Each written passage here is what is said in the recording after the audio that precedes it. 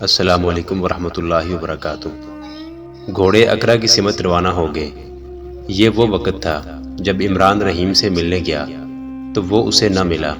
تاجر کے ایک نوکر نے اسے بتایا کہ اسے نوکری سے نکال دیا گیا ہے۔ عمران شش و پنج میں پڑ گیا۔ رحیم جا کہاں سکتا تھا؟ اس کے پاس کیوں نہیں آیا؟ عمران گرجے میں واپس چلا گیا۔ رضا سے وہ شام کے بعد مل سکتا تھا۔ انہیں رحیم کو ڈھونڈنا تھا۔ یہ خطرہ بھی محسوس کیا گیا کہ وہ گرفتار نہ ہو گیا ہو۔ اس صورت میں یہ خطرہ تھا کہ اس نے اپنے دونوں ساتھیوں کی نشاندہی نہ کر دی ہو۔ عمران کو یہ سوچ پریشان کر رہی تھی کہ رحیم اگر پکڑا گیا ہے تو کہیں ایسا نہ ہو کہ وہ اور رضا بھی پکڑے جائیں۔ پکڑے جانے اور مارے جانے کا انہیں فکر نہ تھا۔ فکر یہ تھا کہ انہوں نے وہ راز حاصل کر لیا تھا جس کے لیے وہ یہاں آئے تھے، اور اب انہیں یہاں سے نکلنا تھا۔ سورج غروب ہونے میں ابھی بہت دیر باقی تھی۔ رضا استبل سے باہر کہیں کھڑا تھا۔ 4 گھوڑے استبل کے دروازے پر رکے۔ ایک سوار نے اپنے آگے کسی کو لاش کی طرح ڈال رکھا تھا۔ اسے اتارا گیا۔ یہ دیکھ کر رضا کا خون خشک ہو گیا کہ وہ رحیم تھا۔ اس کے ہاتھ پیٹھ پیچھے بندھے ہوئے تھے۔ سواروں میں ایک بڑا افسر تھا۔ رضا اسے اچھی طرح جانتا پہچانتا تھا۔ دوسروں سے بھی وہ واقف تھا۔ رحیم کو وہ لے جانے لگے تو بڑے افسر نے رضا کو دیکھ لیا۔ اسے فرانسس کے نام سے بلایا۔ رضا دوڑا گیا لیکن اس کے پاؤں نہیں اٹھ رہے تھے۔ وہ سمجھ گیا کہ اسے بھی گرفتار کیا جائے گا۔ 4 گھوڑے اندر لے جاؤ، اس افسر نے رضا سے کہا۔ ہمارے سائسوں کے حوالے کر دینا۔ اس نے رحیم کے متعلق حکم دیا، اسے اس کمرے میں لے چلو۔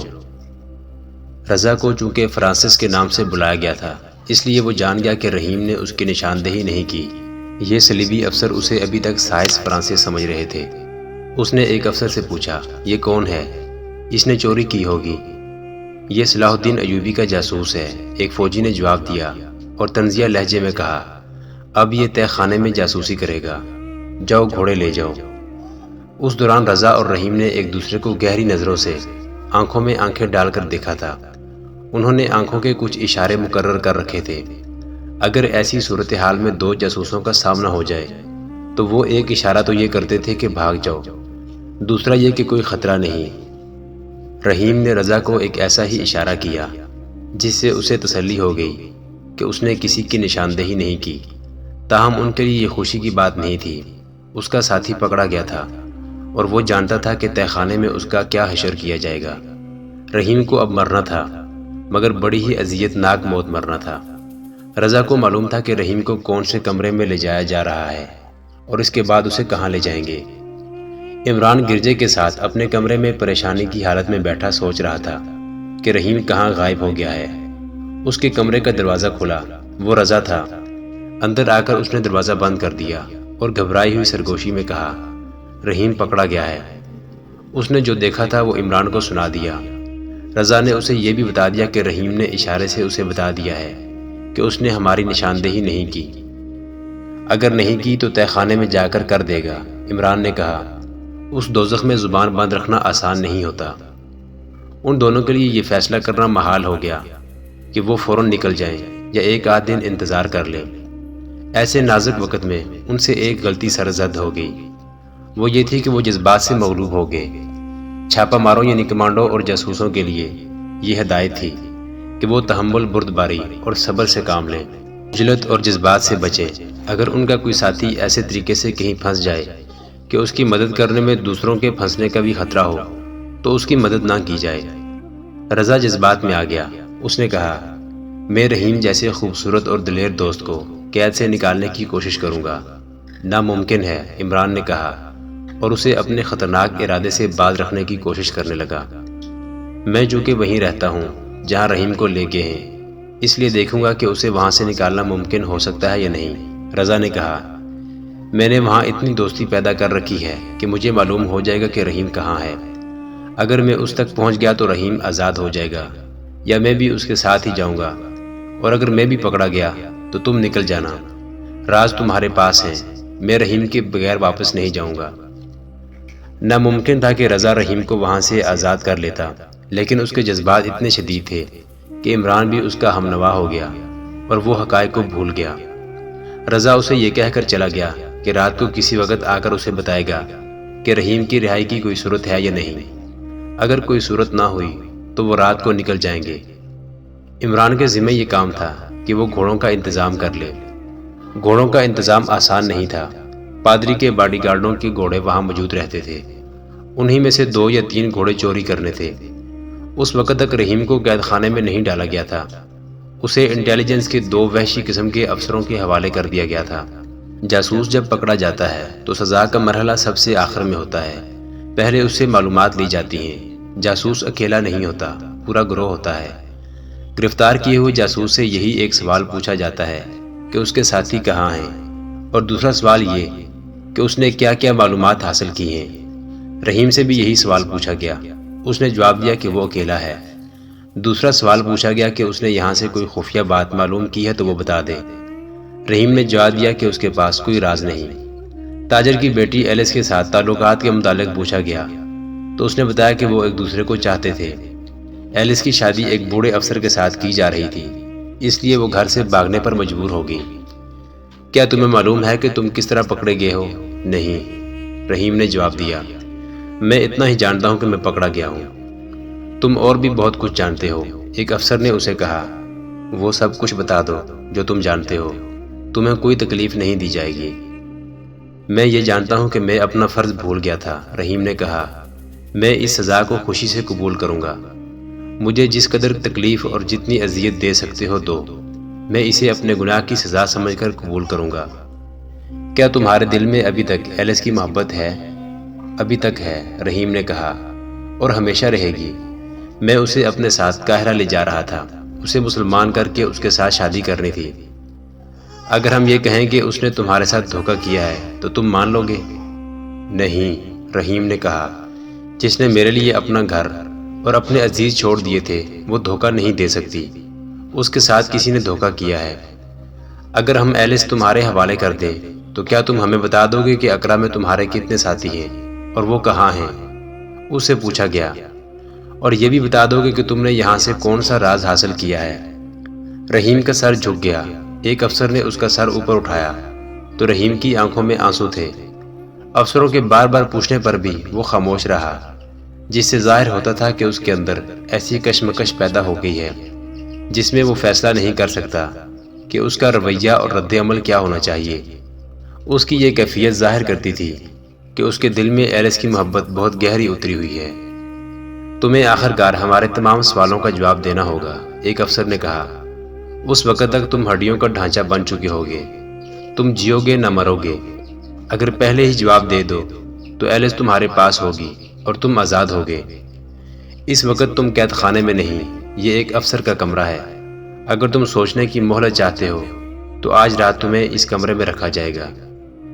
رحیم خاموش رہا اور خالی خالی نظروں سے افسروں کو دیکھتا رہا۔ افسروں کو ایسا کوئی خطرہ نہیں تھا کہ وہ اس کمرے سے بھاگ جائے گا۔ برآمدے میں پہرا تھا، گشتی پہرا بھی تھا۔ رحیم بھاگ کر جا بھی کہاں سکتا تھا۔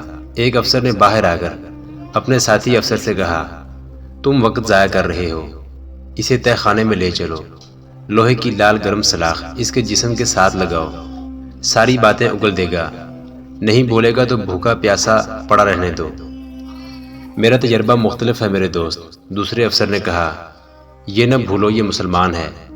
تم نے اب تک کتنے مسلمان جاسوسوں سے راز اگلوائے ہیں؟ کیا تم نہیں جانتے کہ یہ کمبخت ایک بار ڈٹ جائیں تو مر جاتے ہیں، زبان نہیں کھولتے؟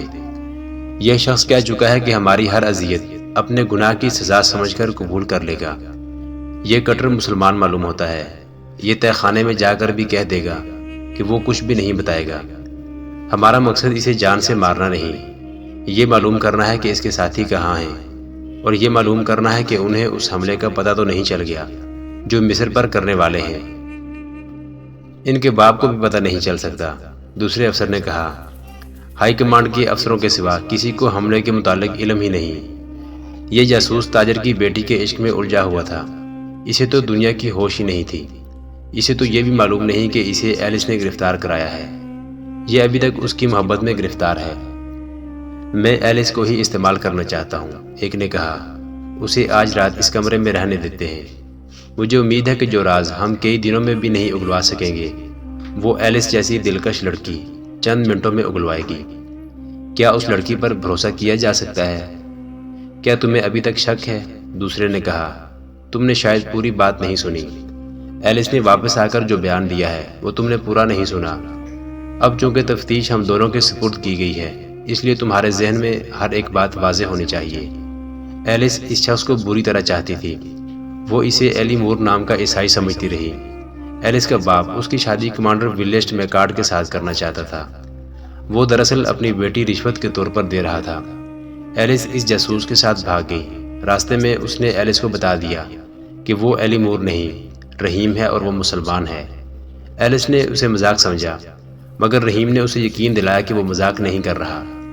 رحیم نہیں جانتا تھا کہ ایلس کے دل میں مسلمانوں کی کتنی دہشت اور حقارت بچپن سے بیٹھی ہوئی ہے، اور رحیم کو یہ بھی معلوم نہیں تھا کہ ایلس مذہب کی پکی ہے، ہر وقت صلیب گلے میں ڈالے رکھتی ہے۔ اس نے جان لیا کہ اس مسلمان نے اس کے ساتھ دھوکہ کیا ہے، اور وہ قاہرہ لے جا کر نہ صرف خود اسے خراب کرے گا بلکہ دوسروں سے بھی خراب کرائے گا، اور آخر میں کسی کے ہاتھ فروخت کر دے گا۔ ہم نے اپنے بچوں کے ذہنوں میں مسلمانوں کا جو گھناؤنا تصور پیدا کر رکھا ہے وہ ایلس کے سامنے آ گیا۔ ایلس کے دل میں مذہب کی محبت پیدا ہو گئی، اور یہ محبت مسلمان کی محبت پر ایسی غالب آئی کہ اسے حقارت میں بدل دیا۔ وہ سب کچھ بھول گئی۔ وہ یہ بھی بھول گئی کہ اقرا واپس آ کر اسے بوڑھے کمانڈر کے ساتھ بیعت دیا جائے گا۔ اسے صلیب کا یہ فرض یاد آ گیا کہ مسلمان کو ہر حال میں دشمن سمجھنا اور اسلام کے خاتمے کے لیے کام کرنا ہے۔ لڑکی چونکہ ہوشیار اور دلیر ہے، اس لیے اس نے بھاگنے کا نہایت اچھا طریقہ سوچا۔ رحیم پر ظاہر نہ ہونے دیا اور لیٹ گئی۔ رحیم اطمینان سے سو گیا تو ایلس گھوڑے پر سوار ہوئی اور ایسی خاموشی سے نکل آئی کہ رحیم کو خبر تک نہ ہوئی۔ راستے سے واقف تھی۔ اقرا پہنچ گئی اور اپنے باپ کے سامنے اقبال جرم کر کے اسے رحیم کے متعلق بتایا۔ باپ نے اسی وقت کمانڈر ولیسٹ میکارڈ کو جگایا اور اسے یہ واقعہ سنایا۔ کمانڈر نے 3 سپاہی ساتھ لیے اور رحیم کے تعاقب میں گیا۔ رحیم پیدل کہاں جا سکتا تھا، پکڑا گیا اور اب یہ ہمارے ہاتھ میں ہے۔ رحیم کو معلوم نہیں کہ اسے ایلس نے دھوکہ دیا ہے؟ نہیں، دوسرے نے کہا، میں اب ایلس کو استعمال کرنا چاہتا ہوں۔ رحیم کو ہم نہایت اچھا کھانا کھلائیں گے۔ وہاں کے ملازموں اور دوسرے لوگوں کی زبان پر یہی موضوع تھا کہ ایک مسلمان جاسوس پکڑا گیا ہے۔ رضا بھی فرانسس کے روپ میں ان ملازموں میں شامل تھا۔ وہ بھی مسلمان کو برا بھلا کہہ رہا تھا اور دوسروں کی طرح خواہش ظاہر کر رہا تھا کہ جاسوس کو سرعام پھانسی دی جائے یا اسے گھوڑے کے پیچھے باندھ کر گھوڑا بگا دیا جائے۔ رضا کو معلوم ہو چکا تھا کہ رحیم ابھی تک اسی کمرے میں ہے۔ سب حیران تھے کہ اسے قید خانے میں کیوں نہیں لے گئے، اور جب ورچی خانے کے ایک ملازم نے انہیں بتایا کہ قیدی کے لیے افسروں کا سا کھانا گیا ہے اور وہ خود کھانا دے آیا، تو سب حیرت سے ایک دوسرے کا منہ دیکھنے لگے۔ رضا باتوں باتوں میں ورچی خانے کے اس آدمی کو الگ لے گیا اور پوچھا، کیا تم مذاق کر رہے ہو کہ مسلمان جاسوس کو اتنا اچھا کھانا دیا گیا ہے جو افسر کھاتے ہیں؟ پھر وہ جاسوس نہیں ہوگا۔ بڑا خطرناک جاسوس ہے، ملازم نے کہا، جو افسر تفتیش کر رہے ہیں۔ میں نے ان کی باتیں سنی ہیں۔ ابھی اسے کھلا پلا کر اس سے باتیں پوچھیں گے۔ پھر وہ کسی لڑکی کی باتیں کر رہے تھے جو اس قیدی کو پھانس کر اس سے باتیں اگلوائے گی۔ رحیم کھانا کھا چکا تو اس کے کمرے میں ایلس داخل ہوئی۔ دونوں افسر چلے گئے تھے۔ انہوں نے ایلس کو بلا کر اچھی طرح سمجھا دیا تھا کہ اسے کیا کرنا ہے اور قیدی سے کیا پوچھنا ہے۔ ایلس کو دیکھ کر رحیم بہت حیران ہوا۔ اسے خواب کا دھوکہ ہوا ہوگا۔ تم؟ اس نے ایلس سے پوچھا، کیا تمہیں بھی گرفتار کر کے یہاں لایا گیا ہے؟ ہاں، ایلس نے کہا، میں کل رات سے قید میں ہوں۔ تم وہاں سے غائب کس طرح ہوئی تھی؟ رحیم نے کہا، میں مان نہیں سکتا کہ تم خود بھاگ آئی تھی۔ میں کیوں کر بھاگ سکتی تھی؟ ایلس نے کہا، میرا تو جینا مرنا تمہارے ساتھ ہے۔ تم سو گئے تھے مگر مجھے نیند نہیں آ رہی تھی۔ میں اٹھ کر ٹہلنے لگی اور کچھ دور نکل گئی۔ کسی نے پیچھے سے میرا منہ ہاتھ سے بند کر دیا اور اٹھا کر گھوڑے پر ڈال لیا۔ وہ 2 آدمی تھے، ایک نے ہمارا گھوڑا بھی لے لیا۔ میرا منہ بند تھا، تمہیں پکار نہیں سکتی تھی۔ وہ مجھے یہاں لے آئے۔ انہیں کس نے بتایا ہے کہ میں ایلی مور نہیں رحیم ہوں؟ رحیم نے پوچھا۔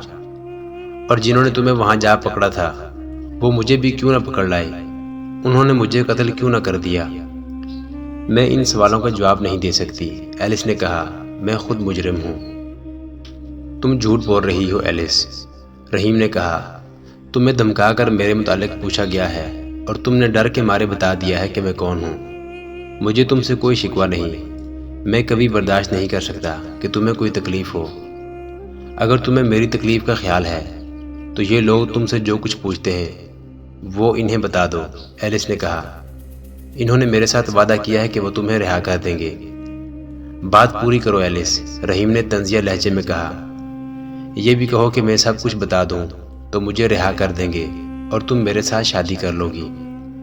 شادی بھی ہو سکتی ہے، ایلس نے کہا، بشرطے کہ تم عیسائی ہو جاؤ۔ کیا تم یہ امید لے کے آئی ہو کہ میں رہائی کی خاطر اپنا مذہب چھوڑ دوں گا؟ رحیم نے کہا۔ ایلس، میں فوج کا معمولی سا سپاہی نہیں، جاسوس ہوں، عقل رکھتا ہوں۔ میں اسی گناہ کی سزا بھگت رہا ہوں کہ عقل پر تمہاری محبت کو سوار کر لیا تھا۔ تم جھوٹ بول رہی ہو، جس سلیب کی تم قسمیں کھا رہی ہو وہ گلے میں ڈال کر جھوٹ بول رہی ہو۔ کیا یہ غلط ہے کہ تم خود وہاں سے بھاگی ہو کیونکہ تمہارے دل میں مسلمانوں کے خلاف نفرت بھری ہوئی ہے؟ تمہیں مجھ پر اعتماد نہ رہا اور مجھے سوتا چھوڑ کر بھاگ گئی۔ یہاں آ کر تم نے اپنے بوڑھے منگیتر کو میرے پیچھے بھیج دیا۔ میرے دل میں بھی تمہاری قوم کے خلاف نفرت ہے۔ میں تمہاری قوم کو اپنا دشمن سمجھتا ہوں۔ میں نے اپنی جان تمہاری قوم کو تباہ کرنے کے لیے داؤ پر لگائی ہے، لیکن تمہاری محبت محبت ہی رہے گی، اس پر نفرت غالب نہیں آ سکے گی۔ میں نے تمہاری خاطر اپنا فرض فراموش کیا، اپنا مستقبل تباہ کیا، مگر تم نے ناگن کی طرح ڈنگ مارا۔ وہ ایسے انداز سے بول رہا تھا کہ ایلس کی زبان بند ہو گئی۔ اس کے دل میں رحیم کی محبت موجود تھی۔ رحیم نے جب اس کی آنکھوں میں آنکھیں ڈال کر دھیمے اور پراثر انداز میں باتیں کی تو یہ جوان لڑکی اپنے سینے سے اٹھتے ہوئے جذبات کے بگولے کی لپیٹ میں آ گئی۔ پہلے تو اس کے آنسو پھوٹے، پھر اس نے بے تابی سے رحیم کے دونوں ہاتھ تھام لیے اور روتے ہوئے کہا، مجھے تم سے نفرت نہیں، تم اپنا فرض بھول گئے تھے، میں نہ بھول سکی۔ میں مجرم ہوں، میں نے تمہیں پکڑوایا ہے۔ اس جرم کی سزا مجھے بڑی سخت ملے گی۔ مجھے چند دنوں میں اس بوڑھے کمانڈر کی بیوی بنا دیا جائے گا جو وحشی ہے اور شراب پی کر درندہ بن جاتا ہے۔ مجھے کچھ نہ بتاؤ ایلی مور۔ میں ایلی مور نہیں ہوں، رحیم نے کہا، میں رحیم ہوں۔ تفتیش کرنے والے دونوں افسر کہیں اور بیٹھے شراب پی رہے تھے۔ وہ مطمئن تھے کہ یہ خوبصورت لڑکی رحیم کو موم کر لے گی اور صبح سے پہلے پہلے ہمارا کام پورا کر دے گی۔ وہاں صرف ایک پہرے دار تھا جو برآمدے میں بیٹھ گیا تھا۔ کمرے کے پچھواڑے اندھیرا تھا اور اس اندھیرے میں ایک سایہ اتنی آہستہ آہستہ آگے کو سرک رہا تھا جیسے ہوا کا جھونکا رک رک کر آگے بڑھ رہا ہو۔ ادھر عمران گرجے سے ملحق اپنے کمرے میں جاگ رہا تھا۔ ذرا سی آہٹ سنائی دیتی تھی تو وہ اٹھ کر دروازے میں آ جاتا تھا۔ اسے ہر آہٹ رضا کی آہٹ لگتی تھی۔ اس نے کمال ہوشیاری سے 3 گھوڑے منتخب کر لیے تھے جو 8 گھوڑوں کے ساتھ بندھے تھے۔ اس نے زینے بھی چوری چھپے الگ کر لی تھی۔ اسے امید تھی کہ رضا اور رحیم آ جائیں گے، مگر جوں جوں رات گزرتی جا رہی تھی امید بھی تاریک ہوتی جا رہی تھی۔ یہ حقیقت نکھرتی آ رہی تھی کہ اس نے رضا کو یہ اجازت دے کر کہ رحیم کو آزاد کرائے سخت غلطی کی تھی۔ یہ ناممکن تھا۔ وہ اب سوچ رہا تھا کہ ایک گھوڑا کھولے اور نکل جائے، مگر اسے رضا کا خیال آ جاتا تھا۔ رضا نے اسے کہا تھا کہ وہ رات کو آئے گا ضرور، خواہ اکیلا آئے۔ اس وقت رضا موت کے منہ میں جا چکا تھا۔ وہ ایک سیاہ سایہ بن کر اس کمرے کے ایک دریچے کے پاس پہنچ گیا جس میں رحیم بند تھا۔ اس نے کان لگا کر اندر کی باتیں سنی۔ اسے کسی کے یہ الفاظ سنائی دیے، میں تمہیں رہا نہیں کرا سکتی، یہ لوگ جو کچھ پوچھتے ہیں وہ بتا دو، پھر میں اپنے باپ سے کہہ کر تمہارے لیے کچھ کر سکتی ہوں۔ مجھے اس مقصد کے لیے تمہارے پاس لایا گیا ہے کہ میری محبت تم سے راز اگلوائے گی۔ دریچے کے کواڑ پر نہایت آہستہ سے کسی نے 3 بار دستک دی۔ رحیم اس اشارے کو سمجھتا تھا۔ وہ حیران ہوا کہ یہ اس کا کون سا ساتھی ہو سکتا ہے۔ ایلس کچھ نہ سمجھ سکی۔ رحیم ٹہلتے ٹہلتے دریچے تک گیا اور کواڑ کھول دیا۔ رضا باہر کھڑا تھا، کود کر اندر آ گیا۔ اس کے ہاتھ میں خنجر تھا۔ اس نے ایک لمحہ ضائع کیے بغیر ایلس کے منہ پر ہاتھ رکھا اور خنجر اس کے دل میں اتار دیا۔ اسے قتل کرنا ضروری تھا، ورنہ وہ شور مچا کر انہیں پکڑوا سکتی تھی۔ رضا اور رحیم دریچے سے کود کر باہر گئے اور اندھیرے سے بھاگ اٹھے۔ رضا اس جگہ سے واقف تھا۔ اس نے راستہ تو اچھا اختیار کیا تھا، لیکن برآمدے میں جو پہرے دار تھا اس نے کسی طرف سے 2 سائے بھاگتے دیکھ لیے۔ اس کے شور پر دوسرے سنتری ہوشیار ہو گئے۔ جانے کہاں سے ایک تیر آیا جو رحیم کے پہلو میں اتر گیا۔ وہ جوان اور توانا آدمی تھا، گرا نہیں، رضا کے ساتھ بھاگتا چلا گیا، مگر زیادہ دور تک نہ جا سکا۔ اس کے قدم ڈگمگانے لگے تو رضا نے اسے اپنے پیٹھ پر ڈال لیا۔ تیر پہلو سے نکالنا ممکن نہیں تھا۔ رحیم رضا سے کہنے لگا کہ وہ اسے وہیں پھینک کر بھاگ جائے، وہ اب زندہ نہیں رہ سکتا، لیکن رضا اپنے دوست کو اس وقت تک اپنے آپ سے جدا نہیں کرنا چاہتا تھا جب تک وہ زندہ تھا۔ اس نے رحیم کی ایک نہ سنی اور تاریک راستوں میں چھپتا چھپاتا چلتا گیا۔ اسے خیال آ گیا کہ وہ اس جگہ سے گزر رہا ہے جہاں تمام مکان مسلمانوں کے ہیں۔ اسے دور دور بھاگ دوڑ اور شور شرابہ سنائی دے رہا تھا۔ ان کا تعاقب کرنے والے کہیں اور تھے۔ رضا کو معلوم تھا کہ اقرا کے مسلمان کیڑوں مکوڑوں کی سی زندگی گزار رہے ہیں اور صلیبیوں کی نگاہ میں ہر مسلمان جاسوس اور مشتبہ ہے۔ ذرا سے شک پر کسی بھی مسلمان کو قید خانے میں ڈال دیا جاتا ہے اور اس کے گھر کی تلاشی توہین آمیز طریقے سے لی جاتی تھی۔ رضا کسی مسلمان کو مصیبت میں نہیں ڈالنا چاہتا تھا، مگر وہ رحیم کے بوجھ تلے شل ہو چکا تھا اور اسے یہ امید بھی تھی کہ شاید رحیم کی زندگی بچانے کا کوئی بندوبست ہو جائے۔ محترم ناظرین، سلطان صلاح الدین ایوبی کی زندگی کے واقعات پر مشتمل سیریز دیکھنے کے لیے چینل کو سبسکرائب ضرور کر لیں۔ گزشتہ اقساط دیکھنے کے لیے چینل پر پلے لسٹ کا وزٹ کریں۔ ویڈیو کو لائک اور شیئر ضرور کیجیے۔ کمنٹ باکس میں اللہ اکبر ضرور ٹائپ کریں۔ اللہ آپ کا حامی و ناصر ہو۔